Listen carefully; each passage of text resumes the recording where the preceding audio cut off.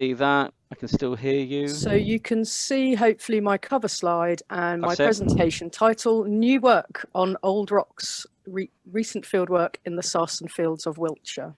Brilliant. In that case, I don't even need to introduce you, Katy, because it's all there and you introduce yourself.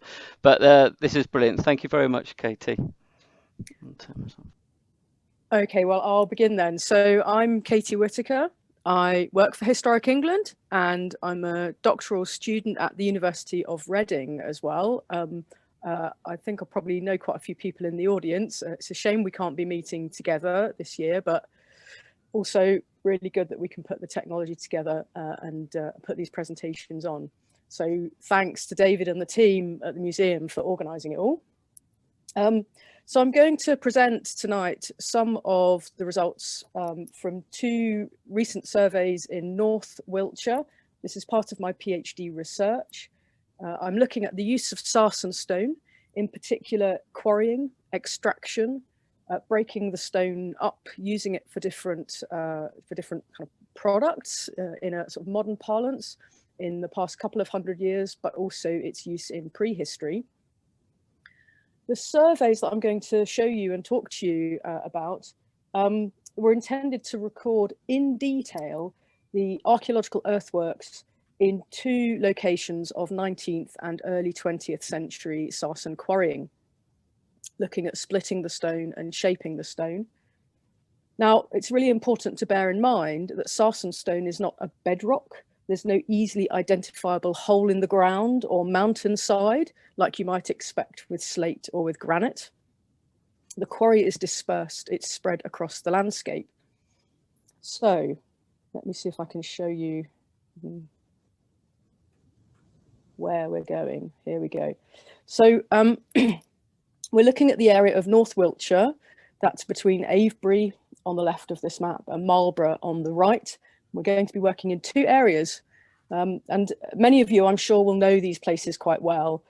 Piggledean to the north of the A4 and the River Kennet, and part of West Woods on the south side of the valley, south of the A4, south of the river. We're going to start with Piggledean. So Piggledean is a dry chalk valley. There's a footpath through it. I'm sure many of you will have walked there and explored the sarsen stones in the valley bottom. It begins high up on the downs and dissects the chalk dip slope, heading south east, gently descending towards the River Kennet. And there are sarsen stones throughout Piggledean, but the greatest concentration of them these days is in the southern end of the valley, which is where we are with this photograph looking north towards the higher ground.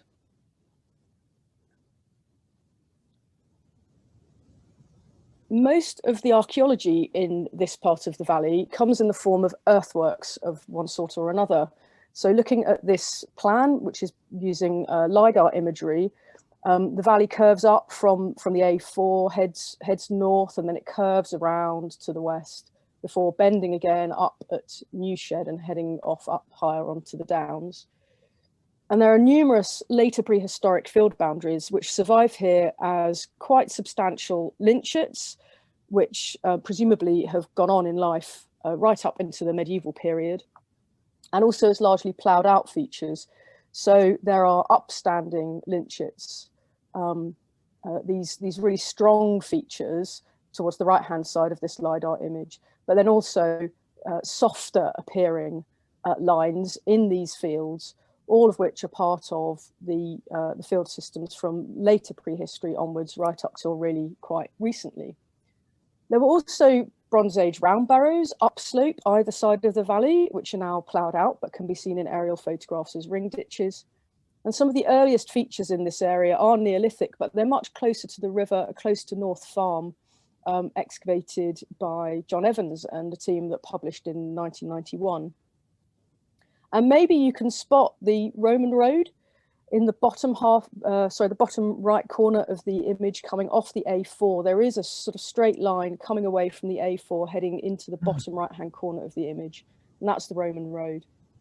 So the red polygon on this image is the detailed earthworks survey area that we're going to look at, but also the whole of Piggledean Valley was covered with a walkover survey in this project.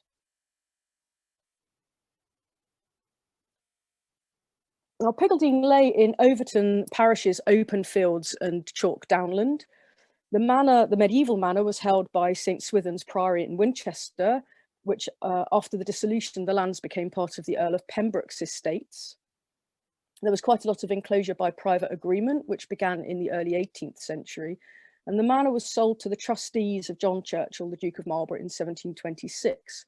And hopefully you can see in the inset map, which is an extract from the Enclosure Award of 1815-1816, we've got that label, Duke of Marlborough, and you can see the fields, the small parcels of land, which carry on to the Victorian Ordnance Survey map.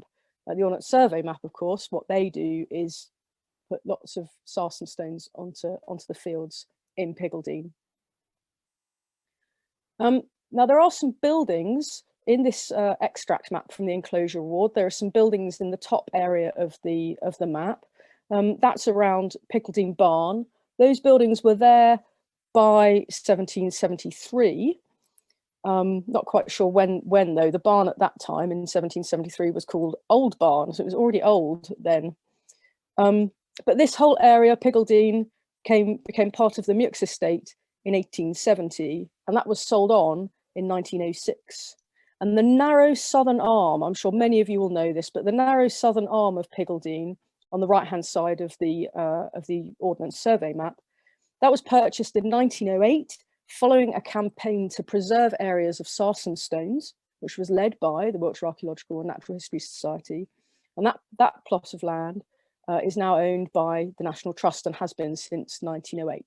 And that red oval there is just to remind you that that's the area of the detailed survey. Now, we know that the area of Piggledean around Piggledean Barn had sarsen stone cutters working up there, certainly around 1908. We know that because we have a photograph with that date that was published by Noel King in 1968. And Noel King also said that members of the Cartwright family were working out here between 1912 and 1915, cutting sarsen stones. So presumably at that date, they weren't working in the National Trust's plot of saved ground, but somewhere else in Piggledean.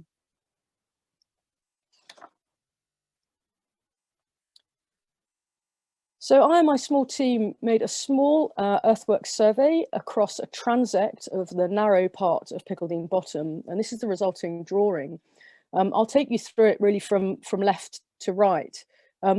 The long, steep, heavy hachures on the left-hand side of the image show you the steep sloping side of the valley here.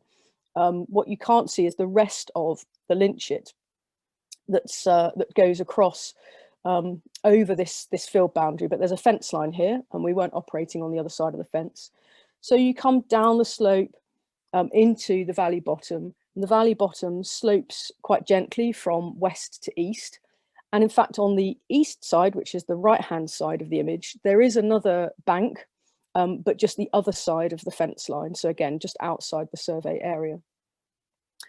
And within this, we've got 14 shallow oval or sort of almost oval stone extraction pits. The largest are quite large, more than 4 meters. In fact, one of them is more than just over 5 meters long at the longest.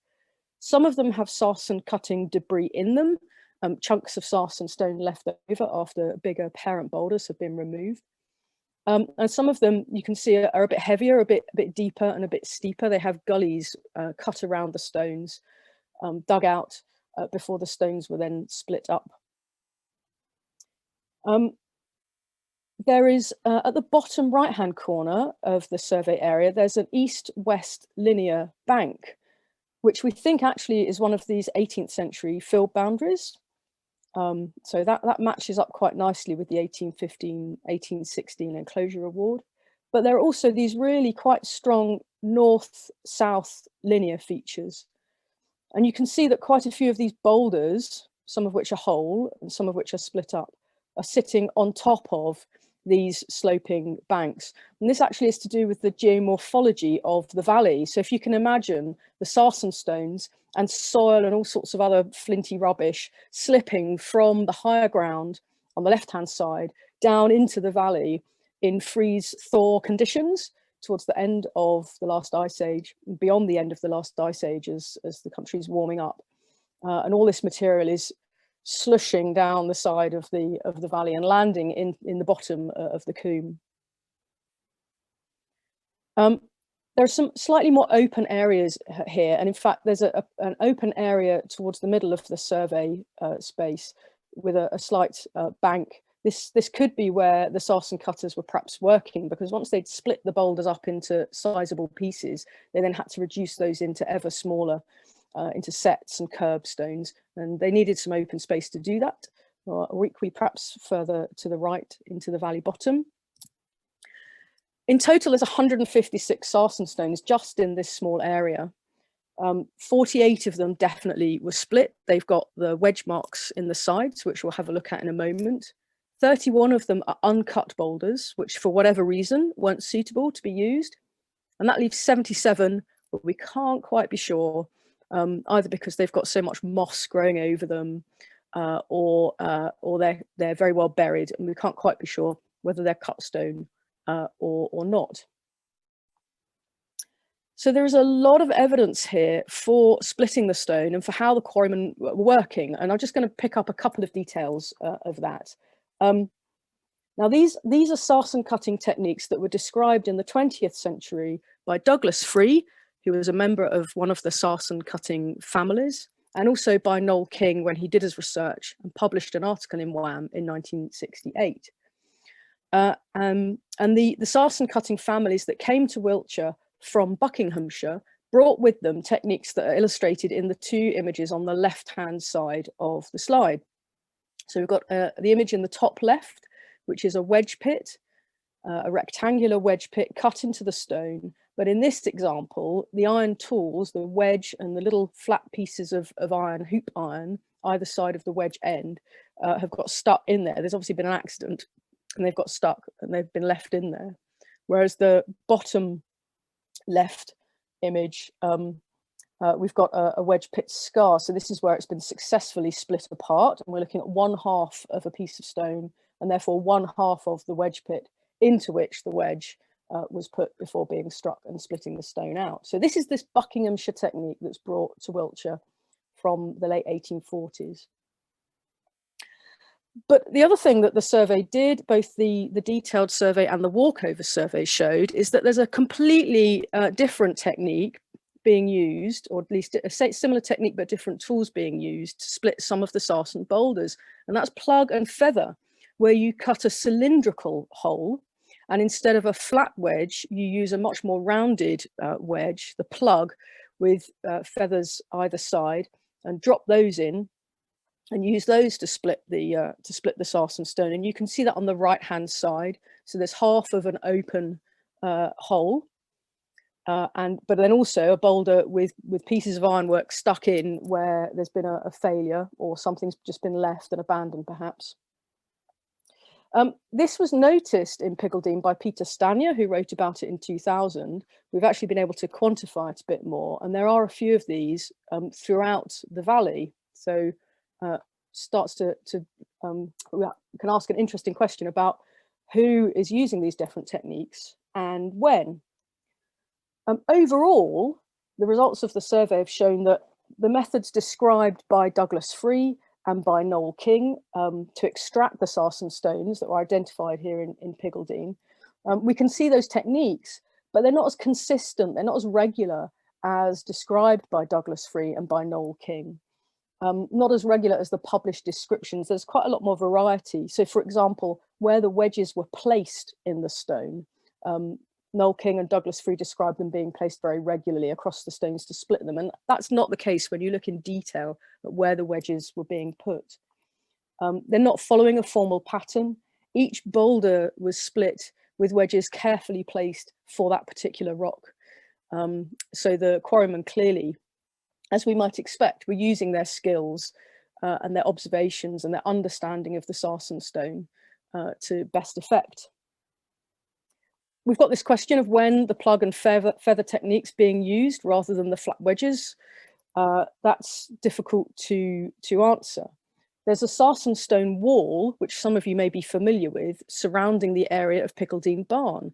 And the boulder, the blocks of sarsen used to build that wall, most of them were split using the plug and feather method, not the flat wedges.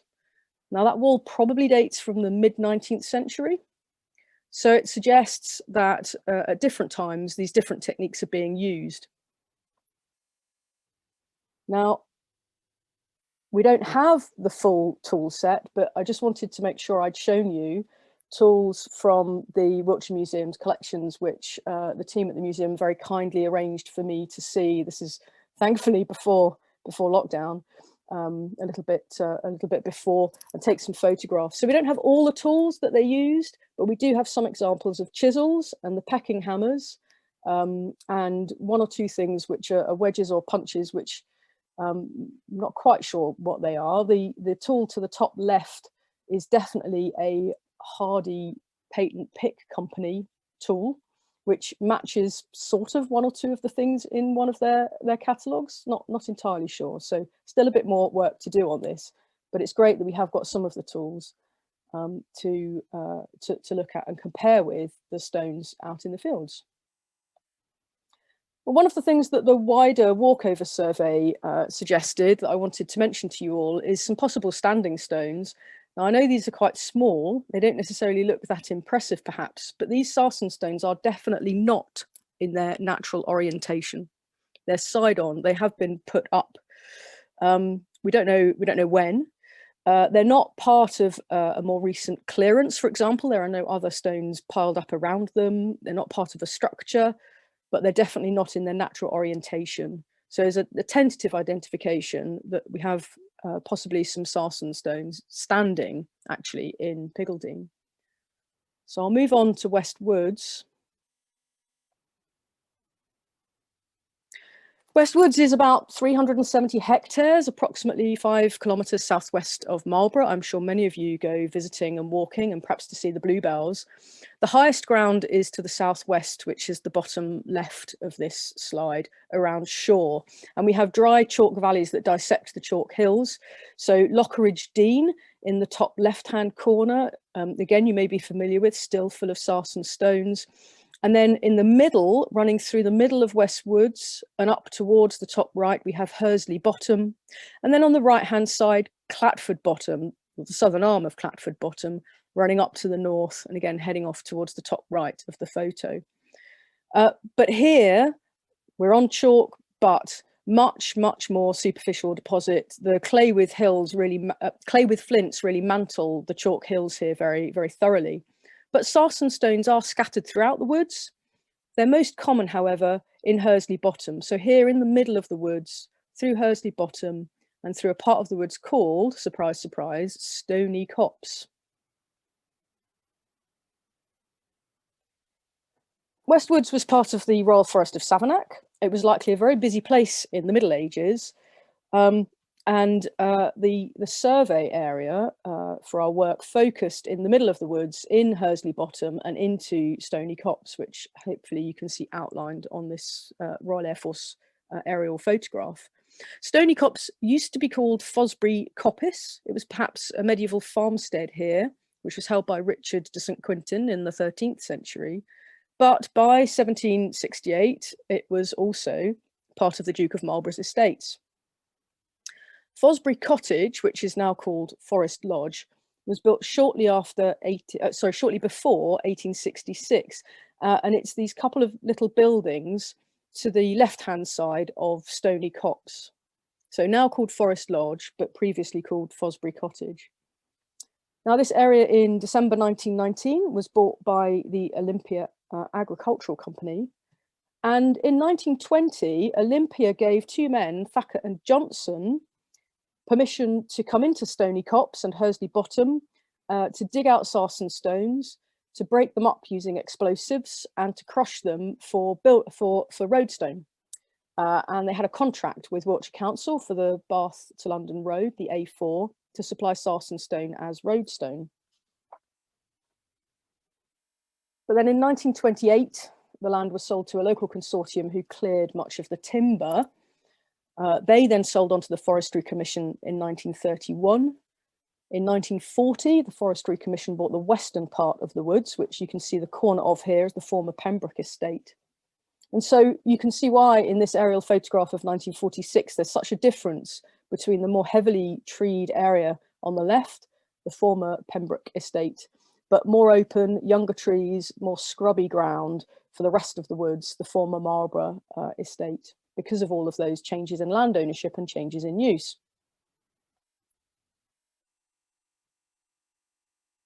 So to delve into Hursley Bottom, we did a similar thing. We had an area which was a detailed measured survey, and then a wider walkover survey, which for convenience sake in writing up was divided into these 4 areas, A, B, C, and D, with a measured survey covering the southern half of Stony Copse.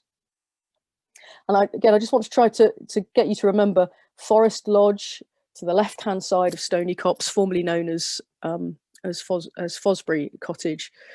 Is just try to remember that. So as well as the measured survey, the open measured survey area, there's also this little rectangular box in the side of the hill here.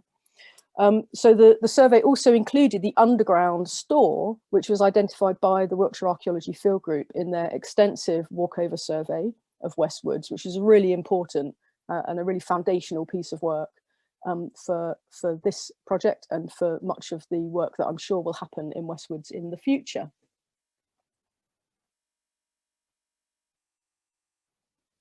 So the detailed earthwork survey, I realise for a lot of you this is going to look a bit small on the screen. It's quite a big plot. You can imagine this prints out on I think an A1 sheet of paper. It's quite sizable. No, A2 probably, but yes, it's quite a big piece of work. It's quite a big area. Very, very heavily worked over, as you can see, with lots of pits and mounds and all sorts of strange, wonderful features. But for those of you who know West Woods, hopefully you'll remember that there's this large concrete block, which is this sort of square in the towards the left hand, slightly towards the bottom side of the image. The large concrete block on which Thacker and Johnson had their stone crushing machine. There's quite a lot of other concrete pieces, which might be the footings, perhaps for a crane or for other equipment. And in the southern part of this area, we do have some smaller stone extraction pits that are relatively shallow, but the pits get much larger and deeper, much more complicated the further north you go, heading towards the north of this area. We've also got as well as the pits, the holes to extract the sarsen stones, there are finger dumps. There are 5 finger dumps that come from the main woodland track extending out into the woodland. The most obvious one is towards the top of the survey area. The others are much harder to see, but they are there nevertheless, and they go from the road into the survey area. And there's also this straight embanked track that goes all the way across the middle of the area. Now that lines up with Forest Lodge, with Fosbury Cottage. It's aligned to the house, and it also overlies some of the extraction pits. Now this was a bit of a puzzle to us when we were actually out in the field. It aligns to the cottage and to the estate, the small estate there. It does seem to be related to it, but it overlies the extraction pits. Now, Fosbury Cottages, we know that was built just before 1866. So we were thinking, well, why does this overlie sarsen stone extraction pits when the extraction was 1920? Well, overall, looking at the whole of this area and the whole of the walkover survey, going all the way through Hursley Bottom, we can tell quite an interesting story. We've got parts of the survey area where sarsen stones were dug around, like this, prepared for extraction, but the stones were left and not touched. Some of these sarsen stones had been dug around and had holes cut into them for charge holes. They were prepared for blasting, but were never broken up. We've also got evidence for 19th century sarsen stone cutters using the flat wedge technique to cut sarsens precisely. So that led us to think, well, what about that straight embanked track that overlies some stone extraction pits? If it is associated with the 1860s Fosbury cottage, then perhaps what we're looking at is some earlier, previously unknown sarsen extraction in this area. Fosbury cottage itself is built of brick and cut sarsen stone, for example. So perhaps they're servicing the development of the estate in the 19th century. And then later on, it's not until 1920 when Thacker and Johnson come with their explosives and they completely work over that area. I'll give you an example of what they were doing. This is a sarsen stone with a charge hole cut into its upper surface. And it even looks, from the cracked nature of the stone, that perhaps they did actually set the charge and for whatever reason it didn't work properly and didn't break the stone up completely. We know it's a charge hole and not a plug and feather hole for splitting the stone because of the difference in dimensions. In fact, every single charge hole in the sarsen stones in West Woods that were prepared this way has the same ratio of diameter to depth. It's 1 to 3 for the small explosive charge that was set in each of these stones to split them up. And here's an example of one of those stones split beautifully by the much earlier, probably mid 19th century sarsen cutters using wedges to split the stone. Beautiful right angles. You can see where the wedge pits went in the stone. But they abandoned this one. They walked away from this for some reason, possibly because the third split that they put in this stone didn't run true, and they decided it wasn't going to be worth the candle. But here's the beauty of doing a detailed piece of work. Now, we know there's a lot of archaeology of different dates, including later prehistory in West Woods. You can see it in the LiDAR, you can see it in the Wiltshire Archaeology Field Group's walkover survey. But we've got here a couple of, again, possible standing stones. They're sarsens which are not in their natural orientation. The one on the left is from our walkover survey area A and hadn't been noticed before. The one on the right, again, it hadn't been documented before, although there are 1 or 2 people who are familiar with it. It's just outside walkover survey area D. And the field group did notice other possible standing stones elsewhere in West Woods outside of our survey area. So thank you very much. I'm sorry it's been a whistle-stop tour. There's a lot of detail that I haven't gone into. There's so much more that came out of the 2 surveys, and looking really closely at individual sarsen stones. There are a lot of them, but it really does pay looking in detail at the individual boulders. I'm very happy to answer any questions that anyone has.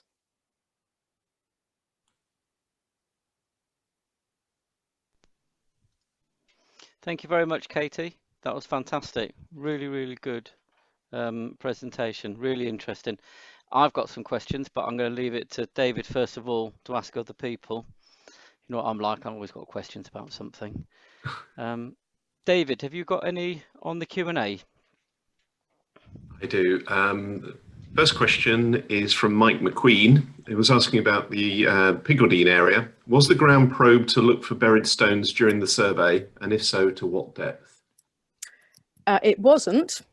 The principal reason for that being that we wanted to focus on the analytical earthworks survey, and secondly because in a triple SI, so it's not scheduled, but it is a triple SI, so I had to get permission from Natural England to work in Piggledean, whereas with West Woods it was permission from the landowner, the Forestry Commission, but there aren't any other constraints on the ground there.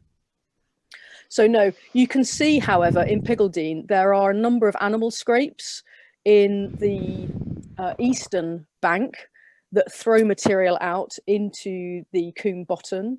And there are other animal scrapes which just get into the turf, and very quickly you see shattered pieces of sarsen stone in those animal scrapes, as well as flint and chalk that you might expect coming up from the animal burrows that are coming out of the banks. There's clearly buried sarsens in both locations. That's what you would expect as part of the geology in both those areas, and indeed any of the combes that are coming off the chalk. So there will undoubtedly be more stones in there that we can't actually see. Right, and I've got a question from Chris Sullen, but if he's happy, I'm going to allow him to ask the question himself. Now I've found the button for allowing him to talk. So over to you, Chris.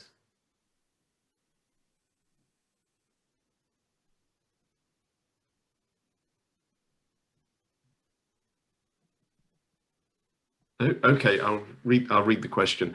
The Piggledean Eocene sarsens came downslope due to periglacial processes, and so much has been cut, used, and removed. Pre-Ice Age, would this sandstone have formed a visible pavement on the higher ground, a bit like limestone pavement? That's such an interesting and really important question. So yeah, Chris, thanks for asking that actually. So sarsen stone is a really understudied stone in terms of British geology. The sarsen stone is a type of silcrete. So that's it's part of a family of stones that are made not by the pressure of sedimentation, as you know, or by volcanic processes. It's geochemical processes that make sarsens. And it's possible, given the number of stones and given the way the stone forms, that across what we would know as perhaps, let's say, the Wessex Downs, so the North Wessex Downs, from kind of North Wiltshire and going across eastwards to Berkshire, there are so many stones, and clearly a lot more now because so many have been used, that one of the theories about the way it formed is that it actually created a crust, a jury crust of stone, which then through weathering and erosion processes broke up to leave the boulders that we have today. And that's a theory of the stone formation that has stood for a number of years. However, there's more recent research being carried out in silcretes, so the related family of rocks, which form the same way, in particular in northern France, which has suggested other formation processes. Now, this has been summarized recently by Professor David Nash in a really useful chapter on silcretes in a geological publication. And what David has demonstrated is that there are perhaps four main ways that silcretes, these sarsen stones, can form, or four main circumstances in which they can form. So it might be that you do end up with a kind of crust that gets broken up, but there are other ways that the stone can form as well. Now, the research has been done in Sussex by Stuart Elliott to look in detail at the sarsen stones there and the deposits that they formed in and how they formed. But that work hasn't been done in Wiltshire or Dorset or Berkshire or Surrey or across into the London Basin. So at the moment, we don't really know whether it was this kind of crust of stone that formed over the top of the old chalk as was that got broken up, or whether we're talking about stones forming in valley sides that are then eroding out and coming into the valleys. There are different possibilities, but we haven't got that research yet. Okay. Another one from Sarah and Mike. Katy, has anybody estimated what volume of sarsens still exists in walls and buildings, etc., to give a minimum of what was in the area in the first place? No, they haven't. No, they haven't. And when I began this project, it was one of the things that I thought of doing. It's gone on the back burner for me. It would be a really interesting project, but I have got an idea about how to go about doing that kind of work. And the difficulty, I think, one of the difficulties is that the sarsen cutters, the people working, the families working in Buckinghamshire and the families working in Wiltshire, they had quite a big network. So John Allen has done a really interesting piece of work in Reading town centre, where he looked at, so he's a geologist, and he looked at all of the different types of rock used in street furniture in Reading. So he went round looking at all the granite curbstones, sarsen, pennant stone, all the different sorts of stone, worked out which quarries they were from, and then also tied that evidence to the archive evidence in the city archives from the highways departments So for the sarsen stone, for example, he was able to show precisely where Reading Borough was buying its sarsen stone from. And Reading was buying it from Buckinghamshire, and it was also buying it from Wiltshire at different times. So it's not just a question of looking at the villages like Avebury and East Kennet and Lockridge and trying to say, well, this house is sort of 80% sarsen stone and that wall is 100% sarsen stone, and there's these curbs as well. It's not just a question of looking at the villages, looking at Marlborough. You actually have to throw your net really wide because they had a big network. It was a commercial business, albeit a local business, but a commercial business, and they shipped the stuff everywhere. They shipped sarsen stone to London. Paternoster Square was before the Second World War. Paternoster Square was paved with sarsen stone. That's all gone now because it all got blown up in the Second World War and has been redeveloped since. So that's one of the reasons why it's on my back burner, because you have to go too far with it all. Okay, what's said to be a silly question, I'm not sure it is at all. Do any sarsens overlie clay with flints? Well, yes, in as much as in West Woods, for example, although most of the sarsen stones are down in the valleys, so in Hursley Bottom, in Lockridge Dean, in Clatford Bottom, you can go up onto the higher ground, walking around West Woods, and you'll find sarsens on the surface. So they're on the surface, they're on the clay with flints, which itself is on the chalk. I mean, that's as well. So as well as being on it, they're in it. Does that make sense? I hope that makes sense. As well as being on it, they're in it. That's their natural habitat, if I put it like that. Yeah. And one more at the moment from Rachel Diddams. Do you plan to expand your survey to include Lockridge Dean? That would be really lovely to do. I've done a walkover survey in Lockridge Dean. The point of that was really just to get a feel for how this could work and the kind of things that you can see. It's possible. So it's possible to do this in a different sort of way. It depends what information you want. You could go into Lockridge Dean, for example, with a total station theodolite, and do a really lovely piece of work surveying all of those features in and recording the wedge marks and the splits and all the rest of it on the stones. It would work beautifully. The kind of walkover survey that I've done in Lockridge Dean showed that there are some differences again in the wedging techniques that are being used. There are some of the wedge pits are twice as long as the wedge pits that you see in Piggledean and in other places around. So there's a lovely piece of work to be done there.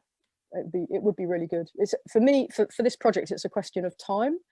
I won't fit something like that in before I've actually got to hand in a piece of work that's got to be examined. But definitely would be very happy to go back there and do a piece of work with a bunch of people. That would be really good, and it'd be really enjoyable as well. Okay, and question from Andy Payne. Do you think there may be more sarsen boulders lying hidden under colluvial deposits in valley bottoms? Yes, oh, without a doubt. I mean, this is one of the things that the High Speed 1 excavations in Kent at the White Horse Stone site showed. So in Kent, there are sarsen stones in Kent in the Medway, as you probably know, Andy, used to build early Neolithic megalithic monuments. But you don't really see spreads of sarsen stones lying about in the way that you do in Wiltshire or in Dorset, for example, in the Valley of Stones. But one of the things that stripping for the High Speed 1 project did was remove colluvium and reveal a field of 60 or 70 sarsen boulders lying, well, apparently lying naturally just as a sarsen spread in Wiltshire or Dorset or Berkshire would look. Unfortunately, they didn't look at the stones in any more detail than that, which is a bit of a shame because we don't know if any of them had been sort of moved or, perhaps glean a bit more detail from them. But yeah, there's definitely more stones out there. Fantastic. That's it for the questions at the moment. I don't know if no one seems to have raised their hand for a question, but if you want to use your audio. Oh, Christopher Joseph has raised his hands. So I'll I ask think him I've to just talk. found the one, David, from, I think Christopher was asking about the reference to the Nash Oh, article. right. Okay. Yeah. I think I found it and I put it into the chat. Oh, right. Well It may done. not be so. Okay. Yeah, so David Excellent. Nash, Professor David Nash at the University of Brighton. I mean, he and his team have published quite a lot. You know, it's rather than just one paper, but he's very lovely actually. You'll find you know, if you can't get hold of any of David's publications, then I'm sure emailing him for a PDF would not go amiss. And we do have him booked, I can't remember quite when, to talk about the work he's done on sourcing the sarsens from that ended up at Stonehenge, which I know you've been heavily involved with as well, Katy. Yes, yeah. Katy, I just have one quick question. You mentioned 2 possible standing sarsens. Even the silly question, you won't be able to answer it, but you know, are these who stood them up? Who you know, are these old? Are these sort of tantalizingly really old, or any ideas? That is the question. That is the question. All right, if we start with West Woods, actually. So the thing about the probable possible standing stones in West Woods, you have to look at the location. So anything that's next to one of the main woodland rides probably been moved there, and relatively recently as part of the Forestry Commission management. However, some of them could have been put up a while ago, probably in the Middle Ages. So there's a thing called a coupe stone. Coupe is spelt C-O-U-P-E. And a coupe stone is a stone that's put up in an area of woodland, and it's part of delimiting the areas of coppice and part of the woodland management, showing which areas of coppice are going to be cut at different times. So the Furness Iron project, run by the Royal Commission a number of years ago, by Mark Bowden, found coupe stones in woodland that was being managed and coppiced to service the ironworks. So in West Woods, we could have medieval coupe stones, standing stones. We could have prehistoric standing stones, because we know when you look at the LiDAR and when you just walk through West Woods, there are significant surviving later prehistoric field systems. So those trees, what we know as West Woods, is this wooded area, would have been much more open and would have been much more like the downland on the north side of the river. In that case, we should expect to see more prehistoric structural activity, for want of a better way of putting it, on the south side of the river in what we now call West Woods. It's no surprise to me at all that the geochemistry shows sarsen stones from West Woods area going to Stonehenge. In that respect, you know, this idea that it's this sort of wooded kind of hidden area is really deceptive. It's really hard to get that out of your mind. In Piggledean, those 2 stones are much smaller, but there are other standing stones in the area. There are 2 standing stones near Down Barn, further up Piggledean. Now, these days, they're by a fence line. Again, they could have been moved, but there is a much older first reference for those. They likely are prehistoric. And there are some other examples like that. So it's really hard. It's really hard to say, but there are lots of odd single standing stones, standing sarsens in parishes throughout North Wiltshire, and some of them are likely to be prehistoric. Lovely, thank you. There's a follow-on question on the chat from Catherine Dawson. Yes, relation. Are the standing stones near the polissoir in West Woods? Well, there might be more than one polissoir in West Woods. Ah. Or there might not. Yeah, so I'm not quite sure I can answer that question, because it depends on which stone you're talking about. The stone I think she's talking about is the one by the radio mast. The one by the radio mast? I think I might Western need to... corner. Western corner. Oh, right. Yeah. Okay. Yeah, there could well be. The ones that I like this, the ones that I used as illustrations in the slides are not. They are in the north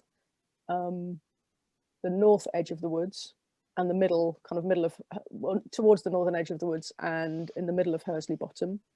There's a standing stone that the field group identified in the very southeast corner of the wood, which is a really good candidate for a standing stone.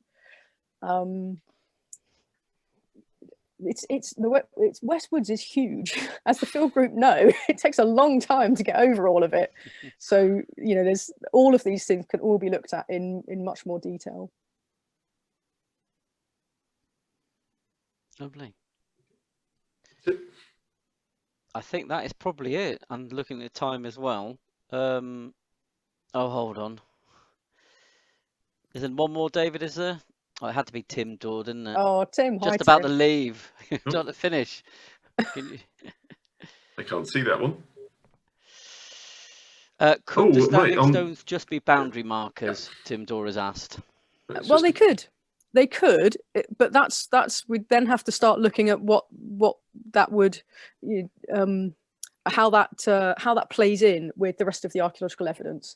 So to take the two possible standing stones in Piggledean, there is no boundary that they could be obviously a part of no boundary of any age. They are in the middle of the bottom of Piggledean. They're not associated at all, obviously, with any other kind of feature or boundary or gate or whatever. West Woods is a bit different, much bigger area, and of course now you've really got to try and think of it without those trees in it, and then think how the stones play out with other stones that are in the landscape, and what age those might be. And that's why it's really important to do all that map work, and try and bring all these different sources of evidence together to understand the way the landscape has developed, and not just focus on either one individual stone or a group of stones, and to really bring a landscape perspective to it. But yeah, they could, I mean, that stones are stones. They could just as easily be boundary markers of some sort. Brilliant. Thank you very much, Katy. That's really fantastic talk. We've been waiting for you to hear about this, your research for a couple of years now. I'm really glad to hear about it. I know you've got, this is all part of your PhD and everything. Will there be any articles coming out that people will be able to see at some point in the future? Yes. So the two survey areas, these two survey areas I've been talking about, both have reports which are very nearly finished. They just need some final polishing, and they'll be then going to the HER and to all the usual places. Let's put it like that. And the Wiltshire, so the two Wiltshire, those two Wiltshire surveys, I'm combining with my work in Buckinghamshire, which obviously I haven't talked about at all this evening. But I've been doing a whole lot of work in Buckinghamshire as well, the Sarsen quarry on the Chiltern Hills, in and around Hughenden parish. So I'll be bringing that together along with a huge amount of previously unused archive material, to write about this post-medieval 19th and early 20th century industry. That will be going, fingers crossed, into the Journal for Post-Medieval Archaeology. Depending on how that goes, it's quite a big piece of work. It might end up being too much for one piece of work, in which case I'll be knocking on Wham's door. Absolutely, yeah, definitely. And and all the. But yes, it will be all out. And as with all of these things, if anybody's interested in any of the stuff that I've written and published, which sometimes it's open access and sometimes it's not, but I can always very happy to provide PDFs of work that's been done. So. Brilliant. And we have PostMed Arc in the library, of course, when it appears. Yeah. So don't forget, we've got a fantastic research library that members can use. Yeah. Brilliant. Well, in that case, I think we'd just say thank you very much, Katy. That's absolutely fantastic. Again, it's a strange thing that you can't hear anyone applaud, but I know from the chat, lots of people are saying it's a brilliant talk. So thank you very much. Really good. And really just to say thanks to everyone for attending. It's the second night, and we did see the videos, which was great. We did also hear David unmiked for a little bit, but that was okay. And Didn't say anything too incriminating, I hope. not too bad. No, you're fine. And we just hope to see everyone, a lot of people next week, next Wednesday and next Thursday for another round of fascinating talks.